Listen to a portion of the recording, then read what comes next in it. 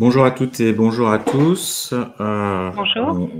Bonjour Stéphanie. Bonjour Greg. Bonjour à tous ceux qui sont en train d'arriver. Vous êtes très nombreux puisque on commence à peine et vous êtes déjà 60. On vous prie de nous excuser pour le petit retard et malgré toutes les répétitions, on a eu des petits imprévus de dernière minute, mais on pense que ça va bien se passer. Donc aujourd'hui, on vous accueille pour une présentation à propos du cyberbashing. On a eu plus de 320 inscrits jusqu'au dernier moment, donc ce qui montre que c'est un sujet. Merci à tous de nous mettre un petit mot. On va juste patienter 1 ou 2 minutes avant de commencer pour accueillir ceux qui doivent arriver. Et donc, comme on aimerait bien pouvoir savoir qui vous êtes, on a un petit sondage à vous proposer pour avoir une idée de qui vous êtes. Donc, est-ce que vous êtes des vétos, des ASV? Donc, j'essaye de voir si on peut proposer un sondage. Là aussi, hop, voilà, je vous mets un petit sondage. Donc, vous avez le chat, hein, vous êtes familier, je pense, de plus en plus de ces outils. Je viens de soumettre le vote pour savoir si vous êtes veto, ASV. Normalement, vous avez une petite fenêtre qui s'est ouverte. Donc, je vous laisse voter. On voit que ça vote tout doucement. Il y a une majorité de vétos qui sont là, pas mal d'ASV aussi. Et je remercie Stéphanie qui a mobilisé la communauté ASV. C'était aussi une des particularités de cette présentation qui va se faire en duo, vous allez voir. Et au final, les parties pratiques vont être les plus intéressantes. Je pense, en tout cas, moi, ce que Stéphanie a expliqué m'a intéressé. Vous avez la rubrique questions où vous pouvez poser vos questions et à la toute fin, on traitera ces questions. On va essayer de tenir le temps pour pouvoir répondre à vos questions. Alors, peut-être pas forcément traiter toutes les questions à titre spécifiquement individuel, mais on essaiera de répondre pour vous aider au mieux sur ce sujet difficile. Je vous mets quelques ressources pour ceux qui sont déjà arrivés. Je les remettrai plusieurs fois si vous voulez suivre les actualités de l'e-santé. Je vous mets également dès maintenant un autre webinaire qu'on a déjà fait en fait avec Stéphanie. On ne se quitte plus puisqu'elle a déjà fait un brillant webinaire il y a 2-3 mois même maintenant. C'était il y a 3 mois, je crois. Oui, c'est ça. Janvier, 3 mois. Et où elle nous avait expliqué son rôle de IASV. Donc, je vous mets aussi le lien pour si certaines veulent aller voir ce webinaire où elle expliquait vraiment très en détail. Elle reprendra certains éléments, mais aujourd'hui, mais surtout axé sur la e-réputation. On va patienter encore 1 minute pour laisser certains arriver. Ceux qui n'ont pas pu assister, que vous connaissez, ça sera disponible en replay dans un premier temps pour tous les inscrits de la plateforme Livestorm.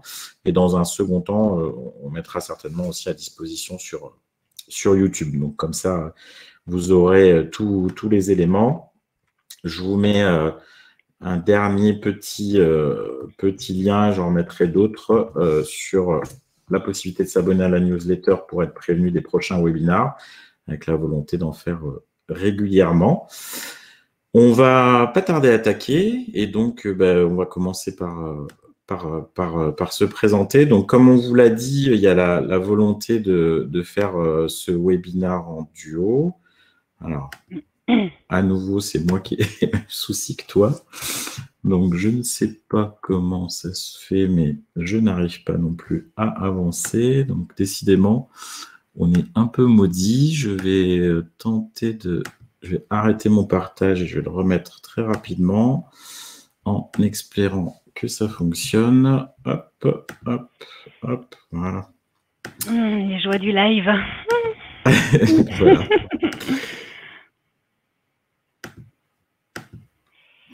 Bon, ça ne veut définitivement pas. Donc, ce qu'on va faire, c'est très bizarre quand même. Je vais refaire comme ça une dernière fois. Et puis sinon, après, je pense que Stéphanie, c'est toi qui vas suivre puisque le tien avait l'air de marcher. Le mien ne veut pas. Mais bon, on va faire sur le tien. Alors, c'est parti. Donc, on va improviser pour ne pas vous retarder. Donc, je te laisse avancer, puis je te alors, je me remets du coup. Ouais, il faut que tu te remettes au tout début. Je ne comprends pas du tout pourquoi le mien ne marche pas. Je te laisse du coup te présenter auprès de tout le monde. Alors, bonjour à tous. Merci déjà d'être aussi nombreux. Et donc voilà, je me présente. Je m'appelle Stéphanie Évrard. Je suis ASV depuis 2001. J'ai été diplômée en 2009 par la validation des acquis. J'ai exercé dans différentes structures, donc du petit cabinet à la grosse structure. Et aujourd'hui, j'occupe un poste d'ASV Community Manager dans une structure référée qui compose une équipe de 14 vétérinaires et 26 ASV. Donc, j'ai eu un poste évolutif. J'ai commencé par gérer un petit peu les réseaux 2 heures par semaine en 2018. Puis, mon poste a évolué sur du 20 heures semaine. Et aujourd'hui, je suis à temps plein, donc 38 heures par semaine, et je ne fais que ça. Je suis en train de suivre une formation certifiante via IFOCOP. Donc, une formation certifiante de Community Manager avec, je l'espère, à l'issue, obtenir un titre RNCP de niveau 6, donc équivalente à une licence de Community Manager. Voilà, pour me parfaire un petit peu dans mes fonctions, jusque-là, plutôt que j'ai acquises en autodidacte. J'ai d'autres activités puisque je fais du spectacle vivant. Je suis clown hospitalier et j'interviens dans différents services de pédiatrie pour agrémenter un petit peu le quotidien des enfants malades. Et je suis également sapeur-pompier volontaire. Voilà. Comme vous pouvez le voir, Stéphanie est très multicarte. Alors, je tente une dernière fois de partager pour arriver à retrouver notre configuration normale parce que c'est un peu dommage d'avoir autant répété pour ne pas arriver à faire ce qu'on voulait. Je retente une dernière fois et si ça ne marche pas, si ça remarche. Donc, hop. Alors, sauf que ça marche, mais en sens inverse, décidément, on aura tout eu. On va y arriver. Voilà. Donc, je suis Grégory Saint-Aner. Certains m'ont peut-être déjà croisé lors de différentes conférences. Donc, vétérinaire de formation. Et puis, surtout aujourd'hui, présent en tant que fondateur de Veto Network, que vous connaissez probablement. Également membre cofondateur et secrétaire de VetIntech, qui est une association qui promeut la e-santé animale. Et puis là, aujourd'hui, l'objet, c'était de faire un duo avec Stéphanie, puisque on discute souvent. Elle a été confrontée à un cyberbashing qu'elle a géré de main de maître en pratique. Donc, je me suis dit que c'était intéressant de partager ça. Et du coup, elle a voulu d'ailleurs avoir un peu vos avis sur le cyberbashing. Et si tu peux nous commenter ce sondage que tu as fait. Effectivement, quand on a décidé de monter ce projet, j'ai voulu un petit peu sonder votre ressenti par rapport au bashing et j'ai réalisé un sondage Google Form que j'ai partagé dans des groupes professionnels de vétérinaires et d'ASV. Donc, j'ai obtenu 172 réponses, donc j'étais très satisfaite, avec deux principales statistiques que j'ai pu en ressortir, c'est-à-dire qu'un peu plus de 35% d'entre vous avaient déjà été victimes d'un cyberbashing, donc un peu plus d'un tiers, et surtout 80% ne savent pas comment réagir face à un cyberbashing. Donc, je me disais bien qu'il y avait un réel besoin de communiquer par rapport à ça, qui est un sujet un petit peu tabou. Et dans les formations proposées par les laboratoires, pour les ASV notamment, on n'en parle pas du tout. Moi, j'ai quand même aussi ressorti une phrase, j'avais laissé un commentaire libre pour qui le voudra, et je note cette phrase, pas de réseaux sociaux pour la clinique, car justement, peur du bashing, ça va tellement vite. Et c'est souvent quelque chose que j'entends, et c'est quelque chose qui me fait sourire, parce qu'on est clairement dans la politique de l'autruche, c'est-à-dire je mets la tête dans le sable pour pas voir le danger. Or, ne pas être sur les réseaux sociaux et ne pas faire face à un bashing, je trouve que c'est un petit peu dommage parce que vous y soyez ou que vous n'y soyez pas, le bashing a lieu. Donc, autant faire face et autant mettre en place des actions pour contre-bâcher. Voilà, actions dont on parlera tout à l'heure. Effectivement.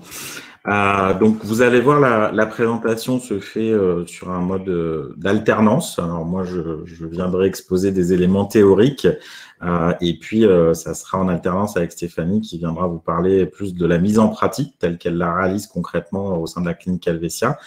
Je profite qu'une grande partie des participants soient arrivés et de voir dans le chat Stéphanie Ferreira de MSD Santé Animale pour justement remercier MSD Santé Animale qui a encouragé et favorisé et soutenu ce webinaire sur le cyberbashing en duo en étant tout de suite enthousiaste à l'idée d'avoir une présentation avec un duo ASV Veto qui en fait représente bien ce qui existe dans la vie réelle des cliniques où on travaille beaucoup en binôme, mais c'est vrai aussi pour la e-santé et pour la communication numérique.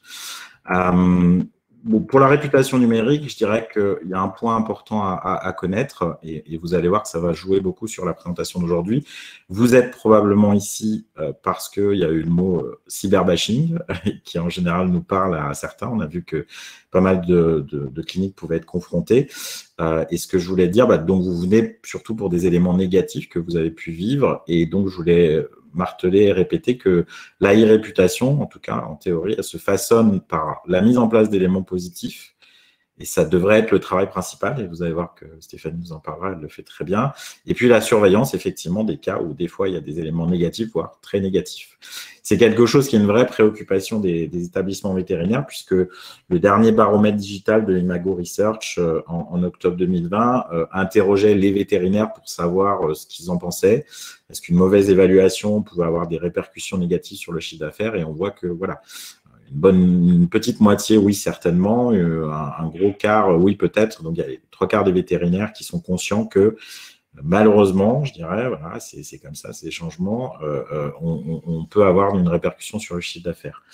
Je vois un mot bonjour de la Guyane et ce qui permet de glisser qu'on a été hyper surpris parmi les 320 inscrits d'avoir des gens de 7 ou 8 pays différents, donc un gros contingent de Belges, donc bonjour aux Belges, mais aussi effectivement d'autres pays, la Tunisie, l'Algérie, je crois que j'ai vu de la Roumanie aussi, enfin voilà, donc visiblement le cyberbashing, c'est pas qu'en France que c'est une préoccupation.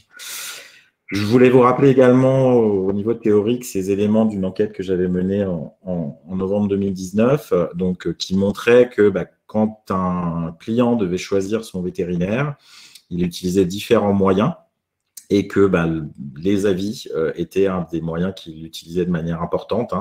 On voit que ça arrive sur le podium. Ce podium-là, il évolue, mais on a un bouche à oreille numérique qui est en augmentation constante par rapport au bouche à oreille classique, avec un site internet qui est passé en tête, donc on en reparlera un peu dans les éléments préventifs. Avoir un beau site internet peut probablement avoir un effet préventif.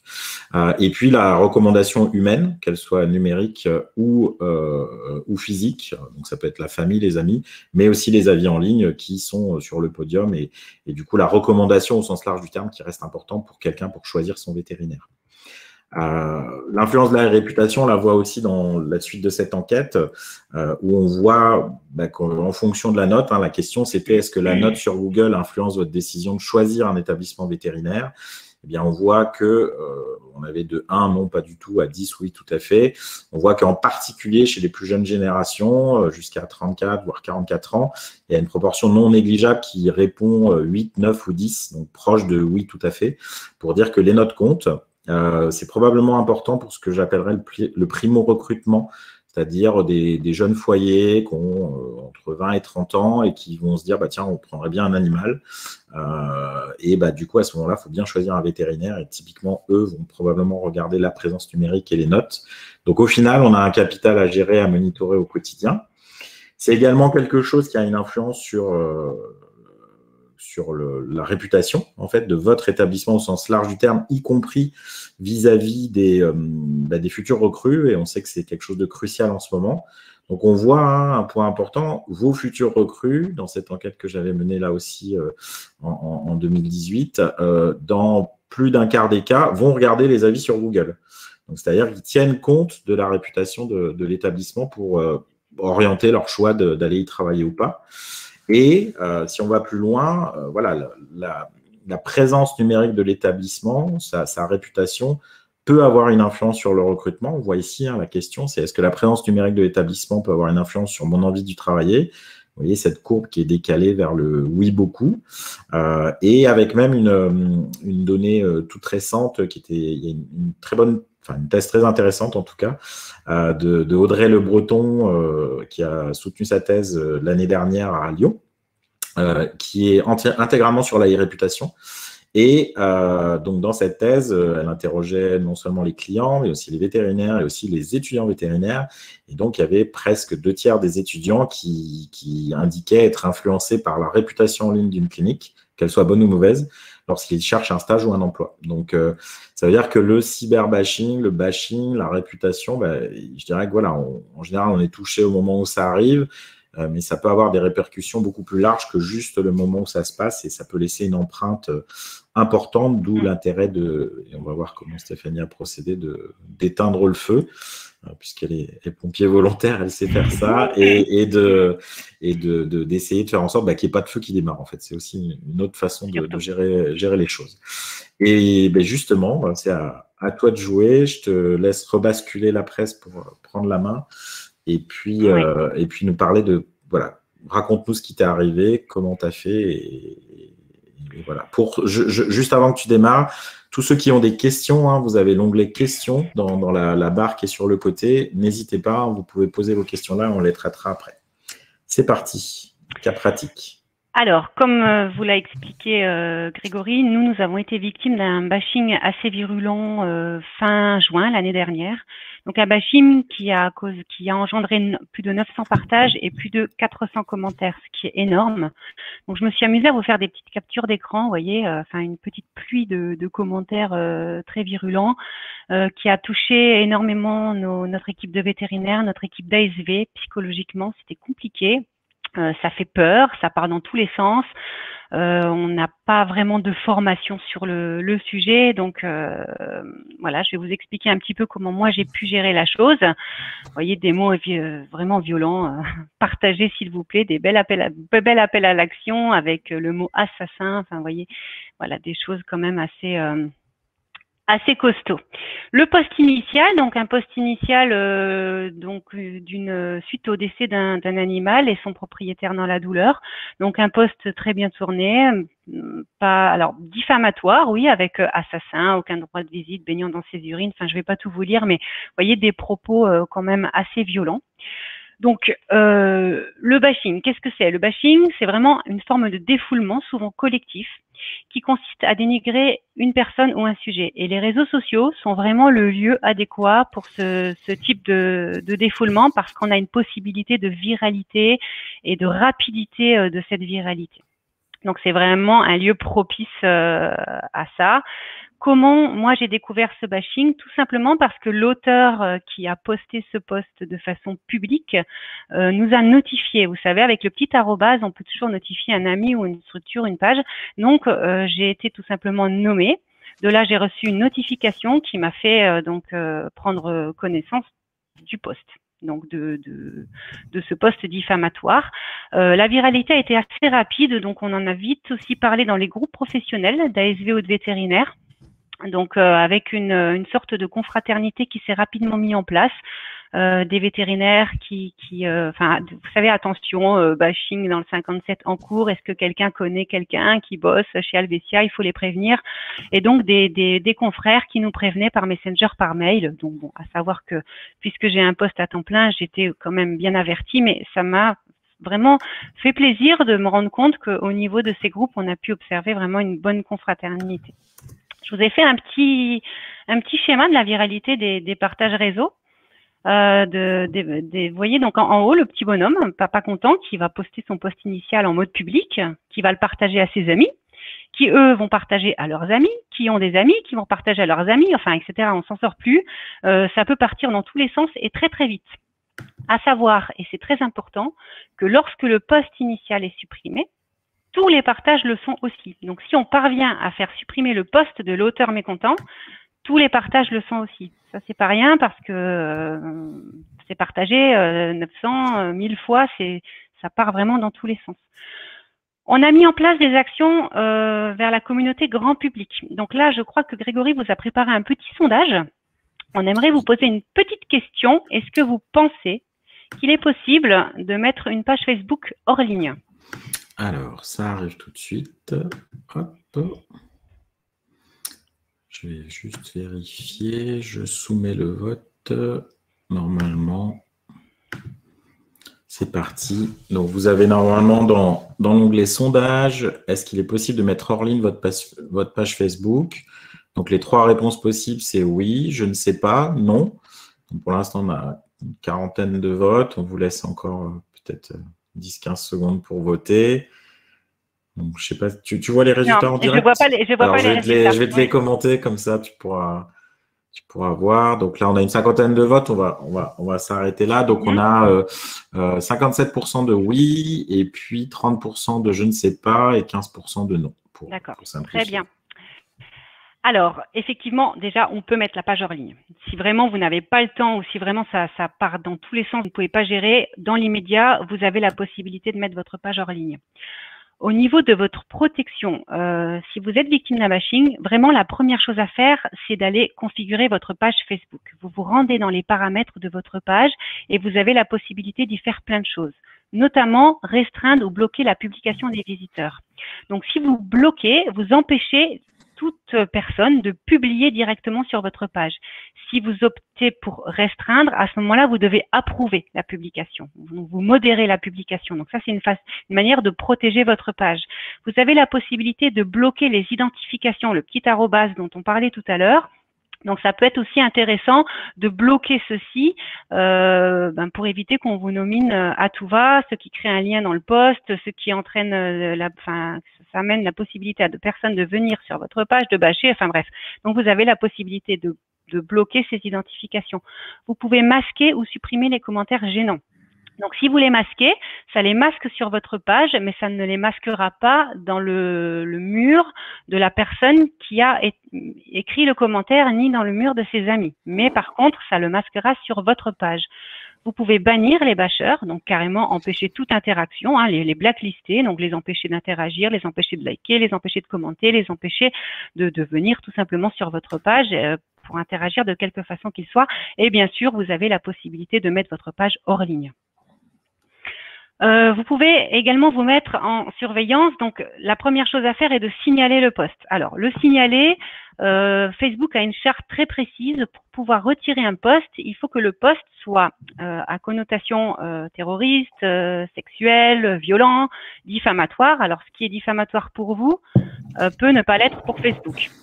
Alors, je l'ai noté, faites-le quand même parce que faites-le faire par votre personnel, par votre entourage, parce que les réseaux sociaux sont en totale, constante évolution, pardon. Ce qui est vrai aujourd'hui peut ne pas l'être demain. Donc, signalez. De toute façon, je pense que il faut le signaler. Vous pouvez activer la notification des posts. Alors, ça aussi, c'est quelque chose qui va être très, très chronophage et psychologiquement difficile. Mais en activant la notification du post initial, vous serez informé en temps réel de tout ce qui se passe sur ce post, de tous les commentaires à l'instant T. Si votre page Facebook est reliée à votre téléphone, ça risque de vous vider la batterie parce que le téléphone va biper sans arrêt. C'est chronophage et difficile, mais je vous conseille de le faire. Ça vous permet d'avoir vraiment un visu en temps réel.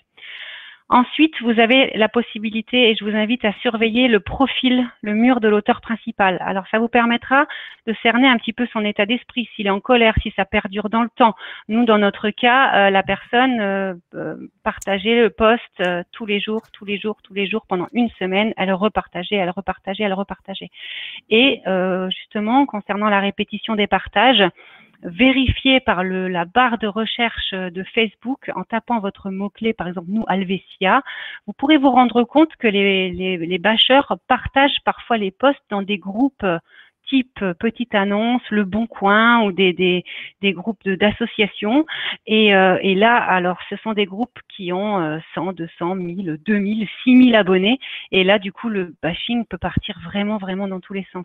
Donc là, vous avez la possibilité de contacter l'administrateur de ces groupes avec une petite capture d'écran en leur expliquant qui vous êtes, que vous êtes victime de bashing et que le post ne répond pas à la charte, ça répond pas à la charte d'un groupe de petites annonces. Simplement, sur ces groupes-là, souvent, il n'y a pas de modération, donc on peut publier à tout va. Et donc, le fait de savoir ce post sur ces groupes-là et de le faire supprimer peut limiter également le bashing. Tout ça est très chronophage. Je vous ai noté 3 heures par jour, mais je pense que surtout au début, j'y ai passé vraiment des journées complètes. Ça prend beaucoup de temps et voilà, c'est quelque chose à mettre en place, mais oui, il faut s'allouer le temps nécessaire. À côté de ça, vous pouvez effectuer ce qu'on appelle une communication de crise. Donc, nous, en l'occurrence, on a été chercher le soutien de notre communauté, c'est-à-dire qu'on a fait un post expliquant brièvement qu'on était victime d'attaques et on l'a fait un petit peu filou, mais on a remercié la communauté pour le soutien. Et là, on s'est rendu compte dans les commentaires que notre communauté n'était pas forcément au courant du bashing, hein, puisque notre page était bien protégée. Et du coup, surpris, nous ont envoyé des tas de commentaires et je peux vous dire que ces commentaires de soutien, on en a eu environ une centaine, étaient importants pour l'équipe, importants pour les vétérinaires, importants pour les ASV. Donc ça, je pense que c'est quelque chose à faire au moins pour votre équipe et puis pour vous-même. Ensuite, on est parti sur une communication par l'émotion. Donc on a eu les jours qui ont suivi une césarienne avec la naissance de jolis petits chatons. Donc ça, c'est des posts qui créent beaucoup d'engagement. Alors, j'ai aussitôt photographié les filles qui biberonnent, les filles qui font du nursing, les petits chatons. Et on a fait toute une communication là-dessus. On a eu un bon taux d'engagement et voilà, on est revenu à quelque chose de très, très doux. Et enfin, je vous invite à effectuer une communication sur votre backstage, c'est-à-dire vos services. Nous, ici, c'était un petit peu l'hospitalisation qui était visée. Donc, on a fait vraiment un post transparent sur le service d'hospitalisation, des photos, le chenil, la chatterie, le vétérinaire. Voilà, communiquer sur vos services et votre manière de travailler. Et résultat, je vous ai fait la même petite pluie. On a eu voilà une centaine de commentaires très positifs qui font beaucoup de bien, avec des petits cœurs, enfin tout ce qu'on aime pour aller bien. Voilà. Alors je vais ensuite, vous avez la possibilité de mettre en place des actions vers les professionnels. Donc voilà, comme je vous l'ai dit tout à l'heure, on est clinique de référé, donc on a beaucoup échangé avec des confrères qui nous ont vraiment appelés en disant mais qu'est-ce qui se passe? On a des clients qui veulent plus faire vacciner leurs animaux chez vous, on entend qu'il y a du bashing, etc. Donc on explique, on échange, on explique à nos confrères ce qui se passe, hein, ce dont on doit faire face. La gestion des émotions du personnel, ça nous a fait beaucoup de mal aux vétérinaires, les vétérinaires qui s'impliquent, les vétérinaires qui travaillent énormément, les ASV qui avaient peur après à l'accueil du faux pas, qu'est-ce que je dois dire, qu'est-ce que je dois faire. Il y avait une tension au sein de la clinique, vraiment une peur quoi, hein, de la part de toute l'équipe. Donc vraiment, je prenais du temps sur le temps de midi d'échanger avec eux, leur soumettre les commentaires positifs hein, et puis leur besoin de parler, de les écouter. Et ensuite, j'ai fait un emailing à tous nos confrères avec lesquels on travaille pour leur expliquer le bashing, pourquoi, les actions menées, comme je suis en train un petit peu de faire là, et je me suis rendue disponible pour divers conseils. Et d'ailleurs, j'ai eu quelques appels de vétérinaires qui me demandaient un petit peu de conseils sur les avis Google, etc. Au niveau légal, il y a des choses à faire aussi. On ne peut pas tout faire. Hein, on n'a pas le droit de tout faire sur les réseaux. Hein, donc, la première chose que j'ai faite, c'est contacter le Conseil de l'ordre et leur signaler le bashing, le nom du dossier de la personne concernée, raconter l'histoire, pourquoi. Donc, ils ont bien pris note. Ils nous ont aussi donné la possibilité de remplir une fiche d'incivilité. Donc, ça, c'est un peu plus pour leurs statistiques. On est allé porter plainte au commissariat de police pour diffamation. Il ne faut pas hésiter. On a eu des commentaires assez menaçants. On a fait faire un constat d'huissier. Alors ça, c'est important parce que c'est le seul écrit qui fera foi si toutefois vous allez jusqu'au tribunal. Donc du coup, c'est important parce que comme je vous le disais tout à l'heure, si le poste initial est supprimé, tous les partages, tout est supprimé. Donc le constat d'huissier fera foi, en fait, hein, sera preuve que vous avez vraiment été victime de bashing. Nous avons pris contact avec un avocat qui a effectué un courrier de mise en demeure de retrait immédiat du poste, hein, sous réserve de poursuite, avec une copie justement du constat d'huissier. Nous avons pris contact avec notre assurance, pardon. Donc très souvent maintenant, ils proposent des clauses e-réputation que je vous invite à prendre. On a été remboursé de tous les frais. Un constat d'huissier, c'est pas donné. Un avocat, enfin voilà, tout est cher. Donc on a été remboursé de l'intégralité des frais. Et ensuite, vous avez la possibilité d'envoyer un courrier de refus de soins à la personne concernée avec une copie au Conseil de l'ordre, expliquant voilà que le lien de confiance est rompu et que pour tout acte de convenance, vous refusez de recevoir l'animal ou enfin tous les animaux de cette personne. Donc en conclusion, je pense qu'il faut relativiser et prendre du recul. Tout ce qui est écrit, tous les propos qui sont écrits, qui sont virulents, ne sont que la projection de l'idée que les gens ont de vous. Mais c'est pas vous. Il faut vraiment, vous n'êtes pas responsable de la pensée des autres. Donc, il faut vraiment relativiser et être sûr de soi et être sûr de la qualité de votre travail. Ça, c'est pour le côté psychologique. Et ensuite, tout ce que je vous ai cité, configuration de la page Facebook, protection, surveillance, veille. Mettez en place des actions de communication. Faites une belle communication de crise. Et vous pouvez également effectuer des actions auprès des autorités si besoin. Également, peut-être discuter entre vous. On en est arrivé là. Pourquoi? Y a-t-il des choses à améliorer? Voilà, je pense qu'on apprend toujours et on peut toujours tirer leçon de tout, en fait. Voilà. Je pense que tu peux reprendre la main. Merci. Merci pour tout l'exposé, c'était assez clair. Il y a des questions donc, qui sont arrivées en cours de route. Oui, tu as répondu à certaines et les autres, on verra après de toute façon. Donc, si vous avez des questions, vous allez dans l'onglet questions, on traitera ça à la fin. Pour les collègues de Stéphanie je vais reprendre la main, je vais me placer là. Pour les collègues de Stéphanie qui voudraient discuter de ce genre de sujet entre ASV, il y a un groupe dont Stéphanie est co-administratrice d'ailleurs avec d'autres IASV. Vous pouvez rejoindre ce groupe-là, je vous l'ai mis dans le chat, répondez bien aux questions et on vous intégrera à l'intérieur du groupe et ça arrive de temps en temps de parler de cas de bashing ou de réputation à gérer. Donc moi, je vais revenir sur des éléments plus théoriques et préventifs pour gérer. Là, je dirais que Stéphanie vous a expliqué comment elle a éteint le feu et on voit que c'est un sacré boulot et que ça prend du temps et de la disponibilité et puis aussi la compétence forcément. Donc, on va revoir quelques éléments qui peuvent limiter. Alors, le cyberbashing, quelqu'un a mis plusieurs fois, c'est une épée de Damoclès sur différents supports. Bah oui, c'est vrai que ça peut nous tomber dessus à tout moment. On peut quand même malgré tout essayer de faire des choses pour limiter le fait que ça tombe dessus. Et la première chose, vous vous souvenez, au tout début, je vous ai dit, la gestion de la réputation numérique, c'est pousser des éléments positifs et gérer les éléments négatifs. Donc, pousser des éléments positifs, c'est déjà avoir sa propre présence numérique. La réputation numérique, c'est la mise en place d'éléments positifs. Donc, un site Internet de qualité. Alors, ça ne veut pas dire que parce qu'on a un site Internet de qualité, on ne va pas subir de cyberbashing, mais au moins, on est présent, avec pourquoi pas un formulaire qui peut recueillir des choses. Être présent sur les réseaux sociaux, et là, je plus sois fortement ce qu'a dit Stéphanie. Effectivement, moi aussi, je l'entends. Des fois, c'est non, nous, les réseaux sociaux, on n'y est pas comme ça, pas de risque. En fait, c'est surtout le risque de ne pas savoir quand ça arrivera, si ça doit arriver. En fait, c'est surtout ça.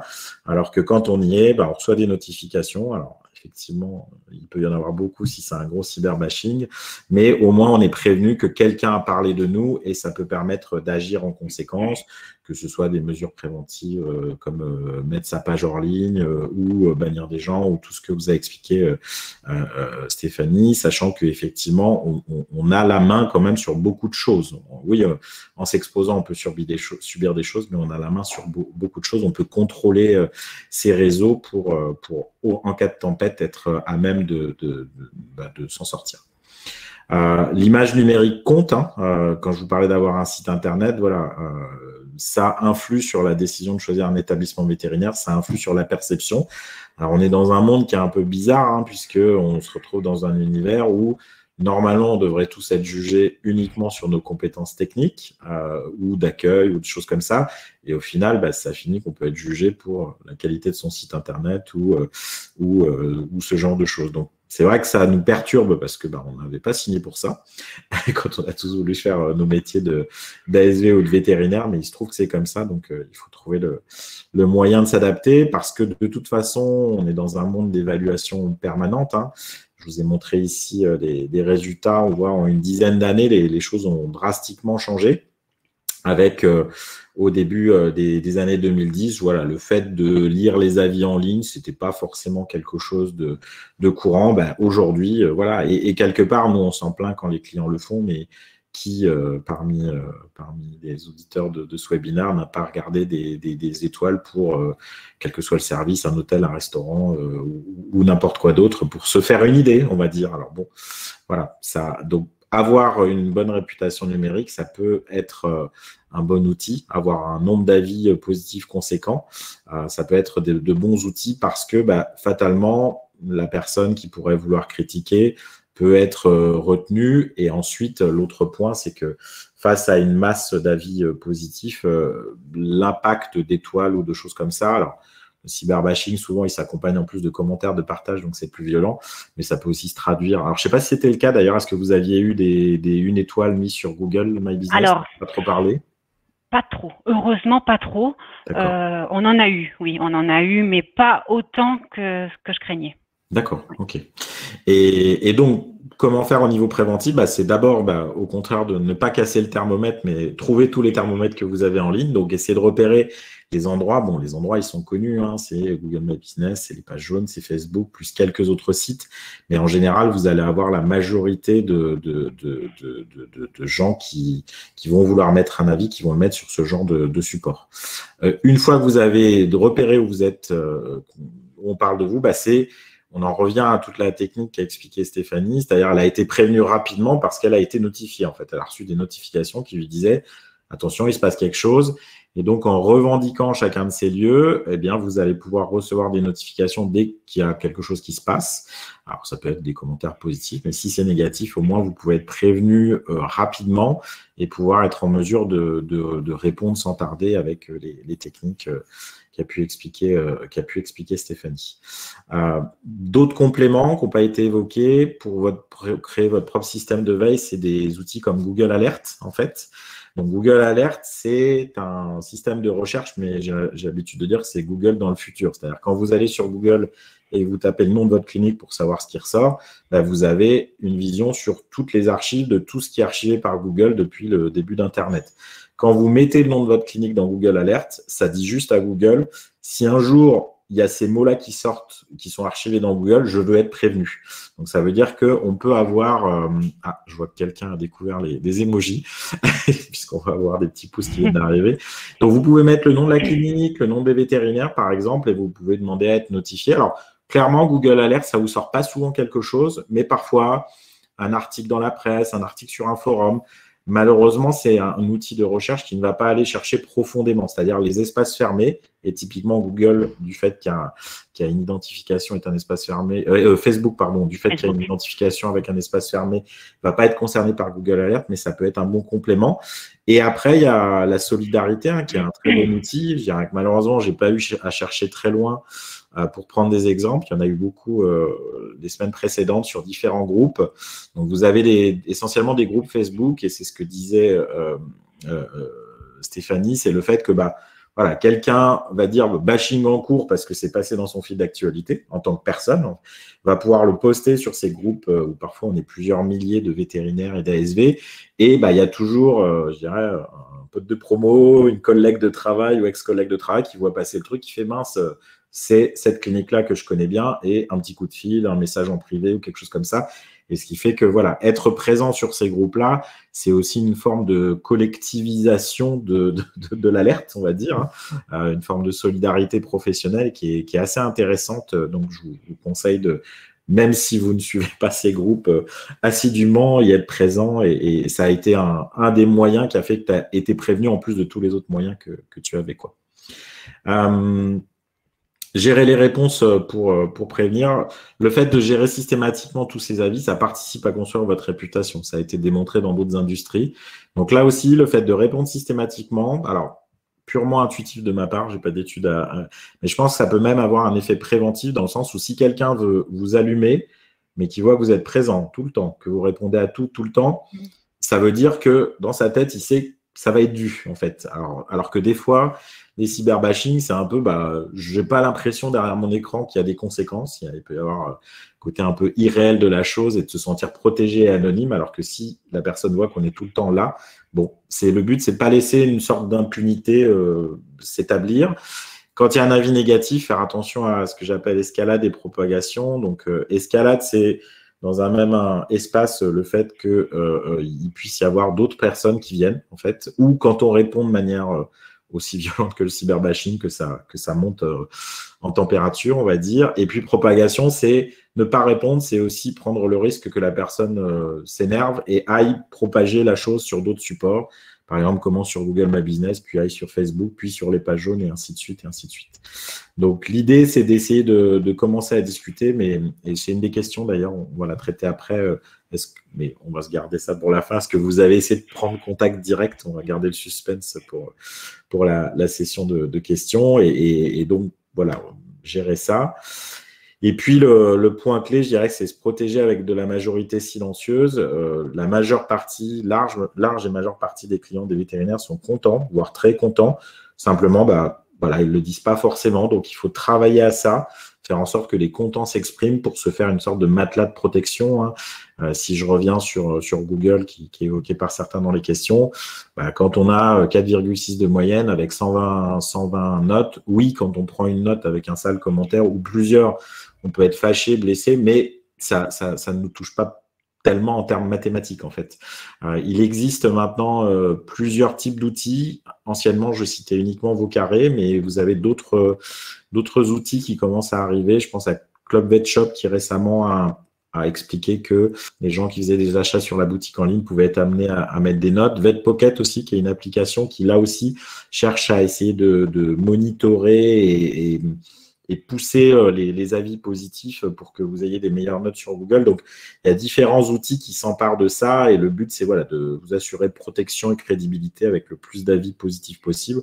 Parce qu'encore une fois, je le répète, on est touché par les cyberbashing psychologiquement, mais dans les faits, les gens aiment bien leur veto et donc il n'y a pas de raison, on doit pouvoir être protégé. Je te repasse la main pour plus ouvrir un peu et que tu nous expliques comment tu gères globalement la réputation numérique de la clinique Helvetia. Et vas-y, explique-nous un peu les missions que tu as. Alors du coup, j'effectue un gros travail sur Google. Je suis co-administratrice de la fiche Google My Business. Donc, je réponds à tous les avis. Comme disait Grégory, c'est important, tant répondre aux avis positifs que négatifs. Grégory, tu m'as dit la dernière fois quelque chose qui m'a un petit peu marqué et c'est pour ça que je me permets de le dire ici. C'est un petit peu comme si un client en salle d'attente allait vous dire « Oh, merci, vous êtes top, vous avez soigné mon toutou, je suis super content. Bah, vous allez lui dire merci. C'est un petit peu la même chose. Si quelqu'un vient sur votre fiche pour vous gratifier, pour écrire sa joie, dites-lui merci. Remerciez-le, c'est important.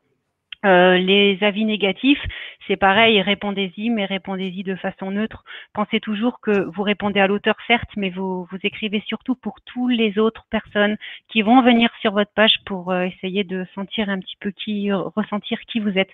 Donc, vous répondez toujours aussi pour tous les autres. Donc, soyez toujours neutre, profitez d'un avis négatif pour expliquer vos services, pour communiquer. Vous pouvez, enfin moi je poste régulièrement des petits posts. Vous avez la possibilité de faire des petits posts aussi un peu type réseaux sociaux sur Google. Je sais pas moi, le service hospitalisation, l'ENAC.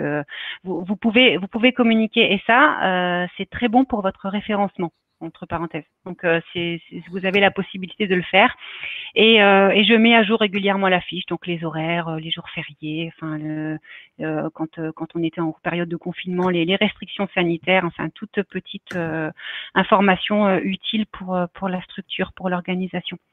J'effectue un énorme travail sur les réseaux. Ça, c'est vraiment la grosse partie de mon travail. Donc, j'anime Facebook, j'anime Instagram, j'anime LinkedIn. Je crée des contenus, donc j'anime, je prends des photos, je retouche les photos, j'essaye de faire un petit peu de vidéos, je communique sur les services de la clinique, sur nos valeurs. J'échange énormément avec la clientèle, par Messenger ou même directement par le mur. Facebook, je suis très proche et très réactive. Alors c'est vrai, c'est facile pour moi parce que voilà, je suis à temps plein, Facebook est allumé toute la journée, donc je suis vraiment en temps réel informée de tout. Et je me mets en veille également, donc je vais voir un petit peu ce qui se fait ailleurs, je vais chercher des idées ou voilà, il y a un gros travail sur les réseaux. Si vous postez des photos, pensez toujours à bien les travailler. Enfin, on verra ça aussi un petit peu plus tard dans les outils, mais voilà, il y a les réseaux sociaux prend du temps. Si on veut bien faire les choses, ça prend beaucoup de temps. Les réseaux sociaux sont vraiment un lieu d'échange et très humain. C'est un lieu où vous rentrez un petit peu dans l'intimité de vos patients. On échange des photos, ils nous racontent un petit peu leurs histoires. Enfin voilà, c'est quelque chose de très humain et ça donne un petit peu une dimension un petit peu différente et qui va dans la prolongation un petit peu de la consultation. Au niveau des outils, justement, donc j'ai pas grand-chose finalement, hein. J'ai un appareil photo réflexe, donc c'est un appareil photo de très bonne qualité, mais avec un bon smartphone, vous pouvez faire déjà de très belles choses. Maintenant, on a des smartphones qui font des très très belles photos. Vous avez des applications de retouche très sympas. Vous n'êtes pas obligé de travailler sur Photoshop, hein. Vous pouvez travailler sur des petites applis, bokeh, flouter le fond, enfin des choses qui peuvent agrémenter vos photos. Et je vous conseille aussi un logiciel Canva qui est très très bien. Peut-être que déjà par ailleurs vous le connaissez. C'est un logiciel de montage qui vous permet vraiment de tout faire, de retoucher des photos, de créer des cartes de visite, des affiches, des vidéos. Vous avez des formats déjà préadaptés pour tel ou tel réseau. C'est vraiment un très bel outil qui propose une version gratuite et une version pro. Donc, vous voyez, la version pro n'est pas très chère, 107,90 € hors taxe par an. C'est vraiment pas grand-chose par rapport aux possibilités de ce logiciel. À savoir aussi qu'il y a une énorme base de données de photos libres de droit. Donc, ça aussi, ça peut être très sympa pour votre page Facebook parce que je vous rappelle que certaines photos que vous allez pêcher sur Google sont soumises à droit d'auteur. Donc, attention, c'est quand même assez réglementé. Je crois que là, Grégory avait préparé un autre petit sondage. Tout à fait. Voilà. J'attendais que tu me relances. Stéphanie vous a expliqué effectivement que ce qu'elle fait prend du temps et on aurait aimé savoir.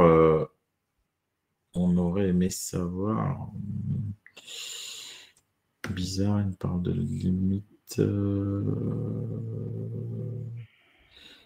Ok. Bon. On peut passer, on va faire comme ça.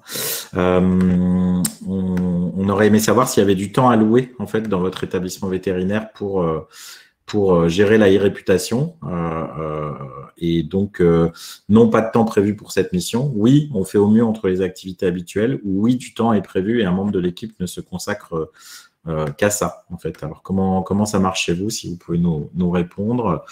Donc, et je te transmettrai, voilà, on a 33 votes, 35 votes, 36 votes, ça commence à monter. Donc, on fait au mieux entre les activités habituelles qui est en tête à 55-60%.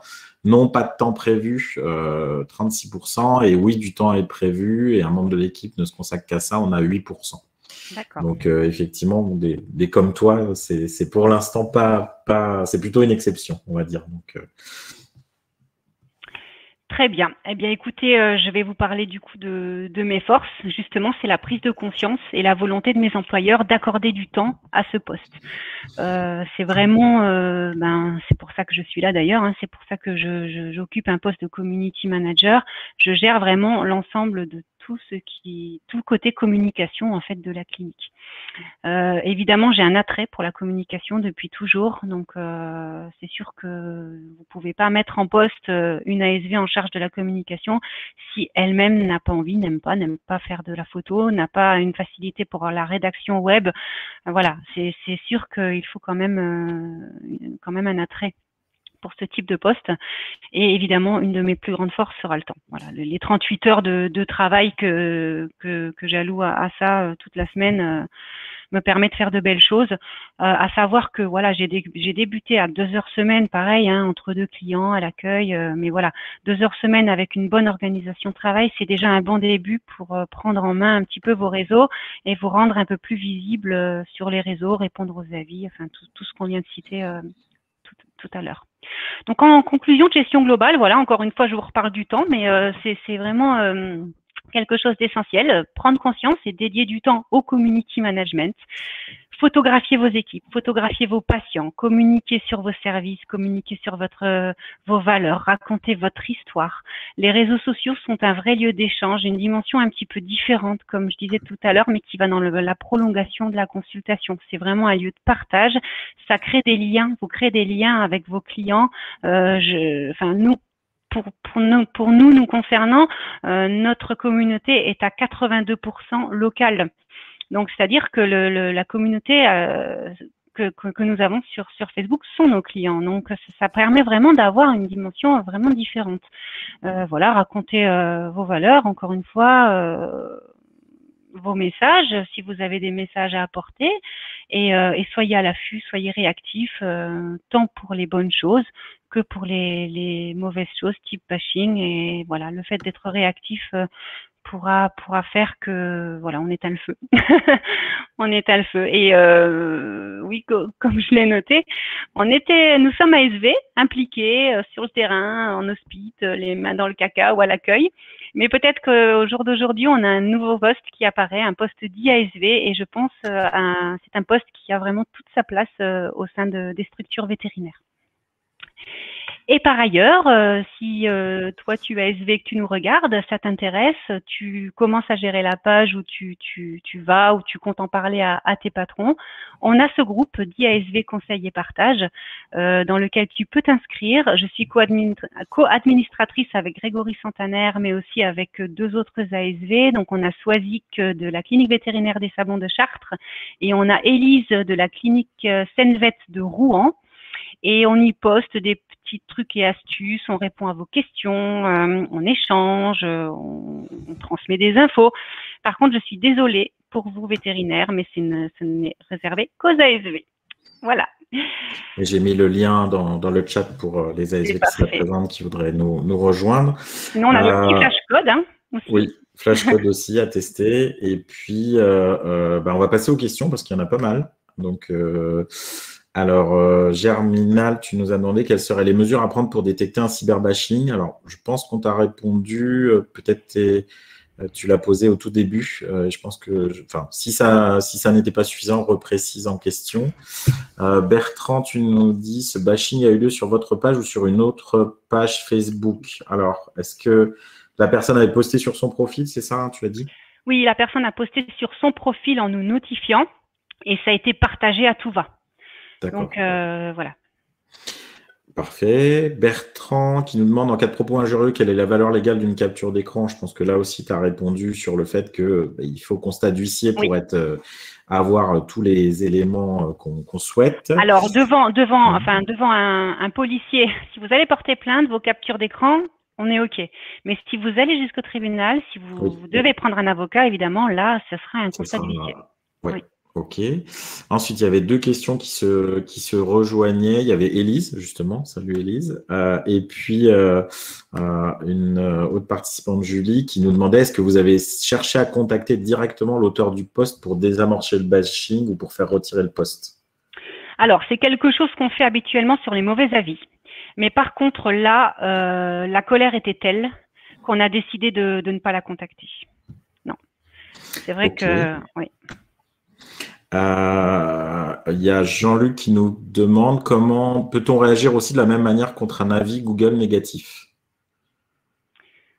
Comment réagir de la même manière? Est-ce qu'on peut réagir de la même manière contre un avis Google négatif? Alors, avant que tu répondes, je dirais que c'est un peu différent, voire même différent dans la nature, parce qu'un avis sur les réseaux sociaux peut avoir de la viralité, en fait. C'est-à-dire être partagé, multiplié, diffusé partout. Un avis Google négatif, il est plus difficilement partageable, ça ne veut pas dire qu'il ne l'est pas. Donc, ça veut dire qu'il sera vu par les gens qui viendraient consulter le profil Google My Business, mais il ne va pas être envoyé à plein de gens, contrairement à Facebook. Donc, c'est un peu différent en nature. Après, sur la manière de traiter, je dirais que c'est dans la mesure où il n'y a pas de viralité, ça me semble différent. Enfin, je ne sais pas ce que tu en penses. Ah oui, je suis d'accord. En fait, sur un avis négatif, on peut contacter la personne. Nous, on le fait régulièrement et parfois, on parvient à trouver terrain d'entente et l'avis est modifié.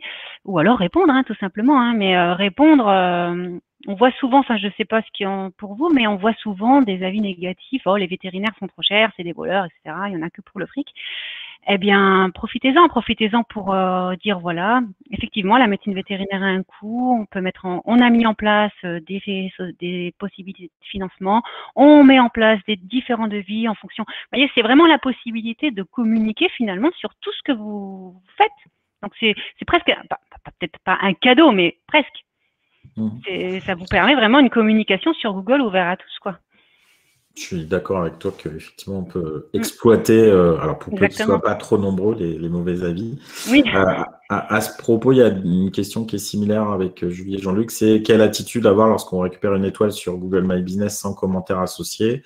J'aurais deux choses à dire. C'est si on arrive à repérer de qui il s'agit, comment dire, et que ça paraît pas cohérent, éventuellement essayer de consulter la personne. Je rappelle toujours une anecdote qui nous est arrivée à nous, c'est on reçoit une étoile sans commentaire, j'en parle à mon associé qui me dit c'est bizarre, c'est Madame Dupont qui est hyper gentille, enfin, nous a offert des chocolats à Noël dernier, enfin, c'est pas cohérent du tout, il n'y a eu aucun problème. Donc elle l'appelle un petit peu sur la pointe des pieds en disant on a vu, vous avez mis une note sur Google, et là Madame Dupont lui fait alors, vous êtes contente? Parce que pour elle, une étoile, c'était la meilleure note, en fait. Donc, bon, voilà, des fois, il peut y avoir un malentendu. Des fois, c'est pas un malentendu, et c'est vraiment l'expression d'un mécontentement sans commentaire associé. Alors, quand il y a une étoile sans commentaire associé, on peut faire un message en disant nous sommes désolés de constater que vous n'avez été visiblement pas satisfait, merci de nous recontacter. Il faut savoir une chose, c'est que quand on répond, les gens sont notifiés qu'on a répondu, donc ils vont lire. Donc, si c'est un malentendu, ou en tout cas, si on veut en savoir plus, il faut répondre comme si on savait. Il y avait aussi une question, comment faire si les avis exprimés sont anonymes? Les avis exprimés sont anonymes dans au moins 50% des cas, dans mon expérience. Comment dire, il faut faire comme si c'était des gens qui étaient vraiment venus, en fait. Voilà. Parce que, et en plus, on peut se dire, j'ai pas cette personne-là dans mon fichier, ce qu'on lit parfois comme réponse. Sauf que si vous avez Madame Durand qui vient vous voir avec le chien ou le chat et qu'elle rentre chez elle et qu'elle s'engueule avec Monsieur Dupont, qui est son concubin, qui lui dit le veto c'est trop cher, machin, tout ça, et que c'est lui qui mène sa note, vous serez pas au courant, quoi. Voilà. Donc attention à ça. Je sais pas si tu as des éléments à ajouter sur ça. Sur les une étoile sans commentaire associé, oui, ça nous est déjà arrivé, ce que tu racontes, Grégory, une erreur. Sinon, moi, je reste disponible, je leur réponds, je les invite à me contacter par mail ou par téléphone pour qu'on puisse échanger dans un souci continuel d'amélioration. Et de temps en temps, on me contacte. On m'envoie un petit mail, on m'explique pourquoi. Donc voilà, ça permet d'échanger. L'avis est peut-être pas forcément retiré, mais ça nous permet aussi de comprendre, nous, pourquoi on a eu une étoile. Et essayer de toujours nous améliorer. Oui.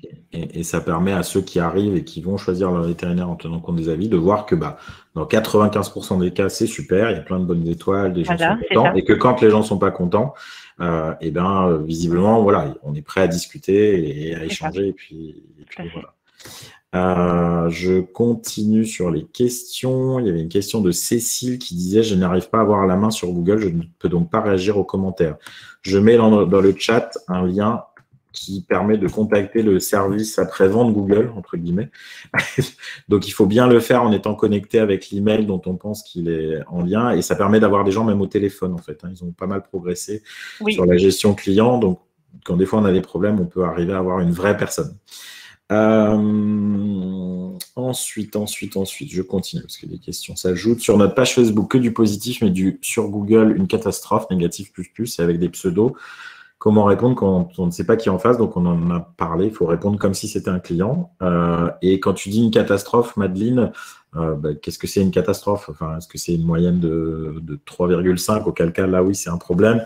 Ou est-ce que c'est 4,3, 4,4 avec quelques mauvais avis? Auquel cas, c'est pas un souci, en fait. Voilà. Donc, à quoi sert LinkedIn? Alors, je suis pas sûr que ce soit le sujet aujourd'hui parce que du cyberbashing sur LinkedIn, ça pourrait être possible. J'en ai pas encore vu en veto. Ouais. Donc, LinkedIn, c'est un réseau social essentiellement entre professionnels. Voilà pour te répondre, Bérénice. Stéphanie, donc, qui nous demande, donc de MSD Santé Animale, qui accueille ce webinaire, avez-vous pu mesurer l'impact de votre rôle sur l'activité de la clinique? Plus de clients, des clients plus satisfaits? Alors, qu'est-ce que tu as à nous dire là-dessus? C'est intéressant.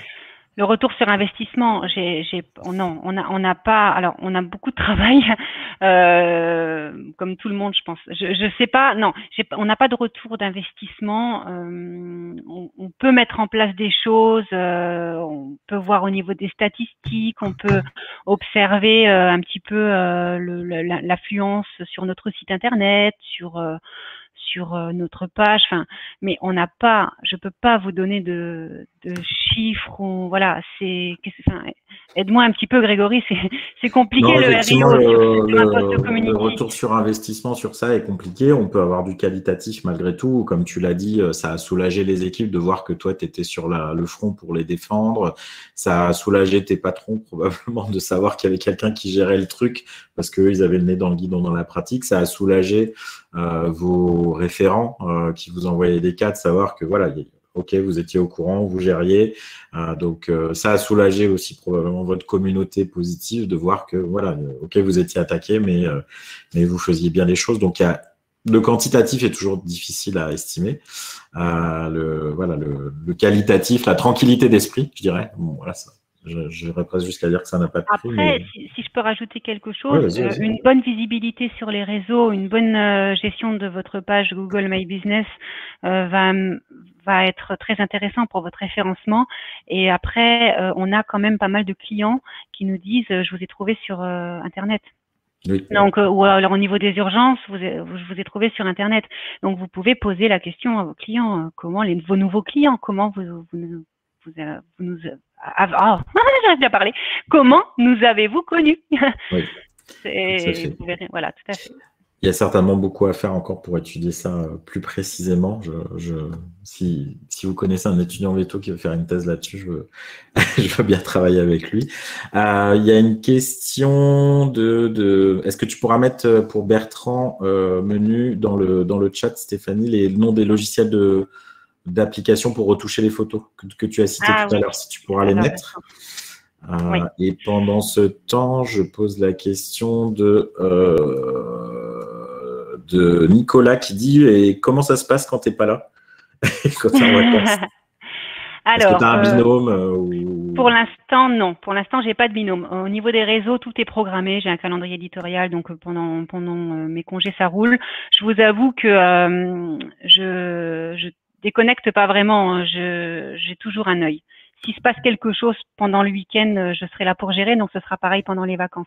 Après, c'est sûr que c'est quelque chose qu'on a à l'esprit et j'en parlais justement avec un de mes employeurs la semaine dernière et ils songent à mettre une deuxième personne en place, notamment pour me seconder sur les réseaux en mon absence ou voilà, une personne que je vais former pour réagir en cas de bashing ou autre chose, quoi. J'en profite pour dire que je ne recommande pas ces pratiques de connexion permanente et qu'effectivement, oui, c'est à l'entreprise d'organiser les choses pour avoir une continuité de service dans ce domaine-là et permettre à la personne responsable d'être déconnectée en dehors de ses heures de travail. C'est ça, mais ça c'est un choix personnel. Après, de toute façon, au départ, c'est parti comme ça, mais mon poste a pris trop d'ampleur. Donc, de toute façon, maintenant, le droit à la déconnexion, comme Germinal le note, il est essentiel. Il est essentiel parce que la communication a pris vraiment beaucoup, beaucoup d'ampleur. La page Facebook est très dynamique, il faut la gérer, il faut être là. Donc, du coup, c'est sûr qu'au départ, c'était timide, donc on joue comme ça. Mais après, quand vraiment on y accorde du temps, de l'importance et les moyens, oui, il faut 2 personnes, c'est sûr et certain. Oui. Il y avait également quid de l'intervention des associés. Enfin, c'est Nicolas qui pose cette question. Je présume qu'il dit est-ce qu'il regarde tes postes, est-ce qu'il les valide ou est-ce que tu es autonome? Comment ça se marche? Là, je suis complètement autonome. Il les validé au départ et puis bon, ils ont vu que ça roulait bien. Donc non, je suis autonome depuis assez longtemps. Au niveau des avis négatifs, je suis semi-autonome, on va dire. Sur des cas un peu plus lourds ou des cas un peu plus techniques, c'est un des vétérinaires associés qui va contacter la personne pour essayer de comprendre ou alors je vais émettre une réponse et je la soumettre à validation. Au niveau des réseaux, non, je suis autonome. Au niveau de LinkedIn, comme c'est un petit peu plus professionnel, c'est eux qui me fournissent le contenu et moi je mets en forme. Ok. Il y a une question de Jean-Luc sur le fait que, comme tu es IASV, est-ce que tu risques pas d'être progressivement déconnecté de l'équipe si tu ne consultes pas, enfin, en tout cas, si tu n'es pas en consultation et si tu ne participes pas aux opérations? Alors, je suis pas du tout déconnectée parce que justement, je fais aussi tout ce qui est communication en interne. Donc, moi, je descends beaucoup en bas avec mon petit appareil photo. C'est d'autres liens en fait. Je vais aussi organiser les soirées. Bon, avec Covid en ce moment, c'est un peu compliqué, mais les soirées cohésion d'équipe. Voilà, je participe à ça. Je leur envoie régulièrement des mails. Je fais mon petit reporting aussi tous les mois où je fais part des statistiques et je mets toujours la petite photo du mois, donc la petite photo qui fait rigoler tout le monde, une petite ASV que j'ai surpris en train de faire une grimace, enfin, je sais pas, un vétérinaire qui fait une sieste. Vraiment, je mets toujours un petit truc marrant.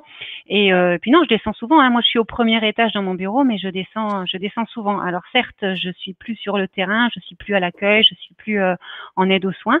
Mais je suis quand même souvent avec elles sur le terrain parce que je vais les photographier ou les filmer. Donc, c'est d'autres liens.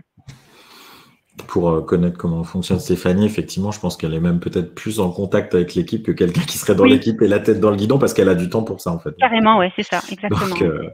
Donc, Bertrand demandait, peut-on générer une alerte sur Facebook comme Google Alert? À ma connaissance, non. En fait, il y a les notifications qui vont faire les choses, mais c'est pas tout à fait comme Google Alert. Renaud qui demandait, avez-vous également expliqué à vos abonnés Facebook ce qui se passait lors du bashing? Ça, je pense que peut-être Renaud t'est arrivé après, mais tu l'as expliqué dans le webinaire, comme quoi effectivement tu avais fait une communication pour expliquer les choses. Donc, Oui, je suis restée assez diffuse, mais j'avais mis une phrase du style suite aux différentes attaques, nous vous remercions. Vous voyez, je ne suis pas rentrée dans les détails. Franck, alors c'est plus une remarque qu'une question, c'est qu'effectivement, il peut y avoir des sortes de raids, on appelle ça en fait. C'est-à-dire que quelqu'un sur Facebook dit allez mettre des mauvaises notes sur Google. Donc c'est comme ça que ça peut parfois arriver dans les cas de. C'est peut-être ce qui vous est arrivé. On l'a eu ce commentaire, peut-être le 398e commentaire, mais on l'a eu et là j'ai tremblé. Là j'ai tremblé parce que je me suis dit bon bah maintenant ça va partir sur Google. Et j'ai été surprise, mais vraiment, on a peut-être eu 3-4, ce qui était vraiment très peu par rapport au… Tu en as peut-être eu plus, mais il faut savoir que l'algorithme Google est assez performant là-dessus. C'est-à-dire que s'il est habitué à ce qu'il y ait une étoile tous les mois, on va dire, si tout d'un coup, le même jour, il y en a 10 qui arrivent, il fait comme si ça n'existait pas. Il les efface automatiquement, en fait. Donc, tu m'apprends quelque chose. Il y avait eu le cas de ce vétérinaire qui pratiquait le safari. Peut-être certains en ont entendu parler. Et en fait, j'ai suivi sa page heure par heure pratiquement pendant plusieurs jours. Et en fait, il y avait des grosses évolutions d'étoiles et avec des étoiles qui allaient et qui repartaient parce que l'algorithme combattait ça. Donc, ou alors, il les met en stand-by et il attend de voir un peu ce qui se passe et il les retire complètement. Mais en tout cas, il y a des systèmes de protection quand c'est trop massif et trop bizarre, quoi, en fait. Alors, question de Noémie sur les avis Google peuvent-ils être retirés? Ça dépend. S'ils ne respectent pas les règles de Google, oui.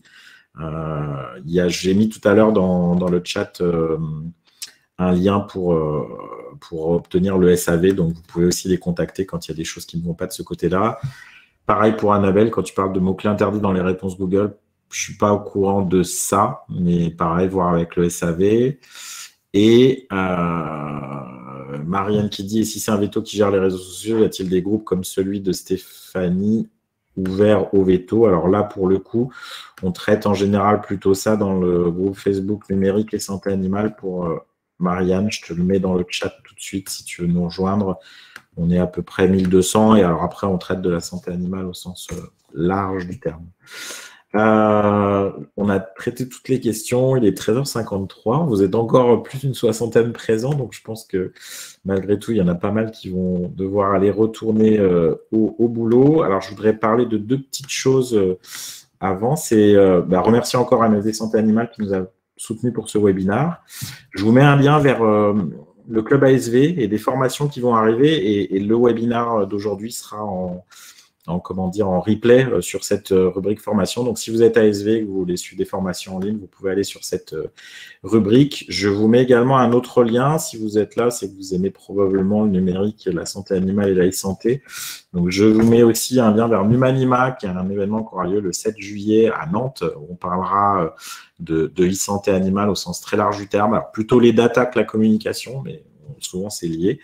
Et puis, je vous mets également d'autres ressources. Vous pouvez vous abonner à la newsletter si vous voulez avoir des nouvelles des prochains webinaires. Je remercie plus Stéphanie qui a bossé comme une folle et comme une acharnée pour faire quelque chose de super, pour présenter son expérience. Et c'est top d'avoir des ASV comme ça et elle ouvre la voie pour d'autres collègues. J'appelle les vétérinaires de toutes les structures à donner, je dirais, du temps à des Stéphanie, s'ils en ont. Il y en a souvent partout, pour qu'elles puissent se développer. Et ça peut vraiment aider grandement les établissements vétérinaires, puisqu'on voit à travers tout ça que ça devient important, ça devient stratégique et il faut avoir des ressources en interne. C'est compliqué à externaliser quand on veut être réactif, hein. Même si vous donniez ce service à faire à une entité extérieure, quand il y a un gros coup de cyberbashing comme ça, c'est de l'intérieur que ça sera le mieux traité et le mieux traité. Et puis, je ne sais pas si tu as toi aussi quelques mots à dire pour finir. C'est exactement ça. Hein. enfin, si vous avez la chance d'avoir une ASV qui peut exercer ce rôle, elle aura double casquette. Elle aura toujours son métier de cœur, donc le métier d'ASV, et elle aura en plus ce côté communication. Donc pour vous, c'est vraiment jackpot, hein, c'est gagnant-gagnant. Hein. N'hésitez pas et réfléchissez à ça. Et de toute façon, c'est quelque chose qui se développe. On a une clientèle qui est de plus en plus jeune, de plus en plus connectée. Donc la présence sur les réseaux sera, à mon sens, inévitable.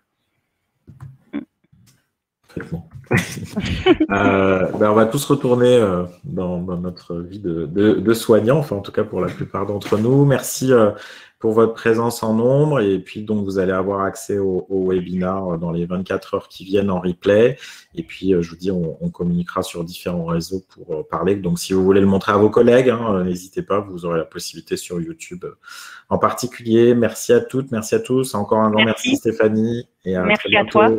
Merci. Au revoir tout le monde.